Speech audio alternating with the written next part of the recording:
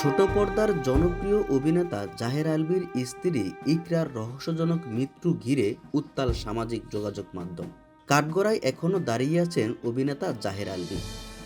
নেপাল থেকে ফেরার পর থেকেই নানা প্রশ্নের সম্মুখীন হওয়া আলভী এবার নীরবতা ভেঙেছে। শুক্রবার মধ্যরাতে ফেসবুকে দিয়েছেন এক দীর্ঘ বিস্ফোরক পোস্ট, যেখানে তিনি দাবি করেছেন এটিই তার শেষ পোস্ট। ইকরার বিরুদ্ধে একাধিক অভিযোগ তোলার পাশাপাশি নিজের নির্দোষ হওয়ার সপক্ষে কিছু চাঞ্চল্যকর তথ্য দিয়েছেন এই অভিনেতা।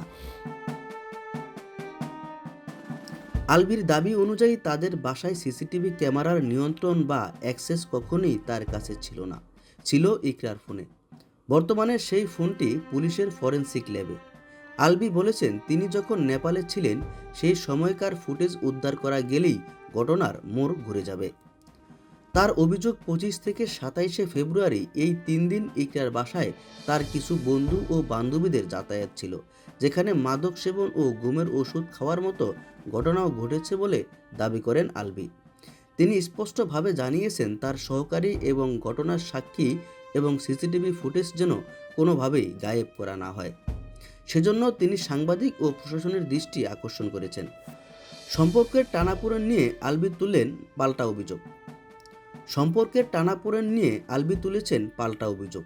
ইকরার পরিবার ও সাধারণ মানুষের সমালোচনার জবাবে আলভী ইঙ্গিত দিয়েছেন ইকরার অতীত জীবনের এক জটিল সমীকরণের দিকে।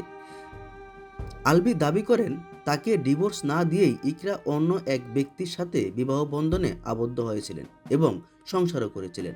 পরে ইকরা ফিরে এলে তিনি তাকে মেনে নেন।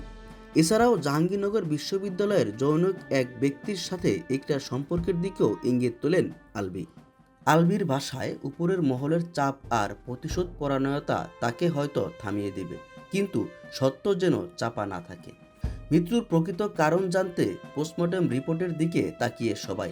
আলভীর অনুরোধ, এই রিপোর্ট যেন কোনোভাবেই প্রভাবিত না হয়, কারণ তার মতে মৃত্যুর আগের দিনগুলো ইকরার আচরণ ছিল অস্বাভাবিক।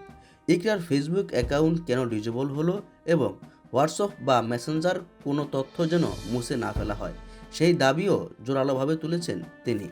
সবশেষে আলভী নিজের সন্তানের ভবিষ্যতের দোহাই দিয়ে সবার কাছে সঠিক তদন্তের আর্জি জানিয়েছেন।